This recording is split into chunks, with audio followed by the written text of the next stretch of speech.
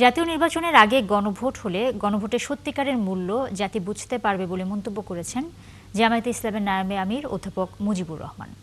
বৃহস্পতিবার বিকেলে ময়মনসিংহের সার্কিট হাউস মাঠে জামায়াতে ইসলাম সহ সমমনা ৮ দলীয় জোটের বিভাগীয় সমাবেশে তিনি এই কথা বলেন।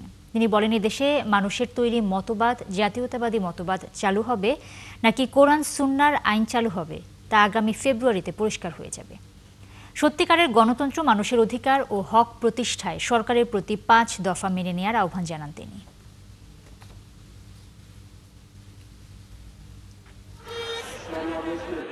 এই পাবলিককে ভয় করে যে তারা কি গণতন্ত্রে বিশ্বাস করে, সেজন্য গণভোট তাদেরকে মানতে হবে।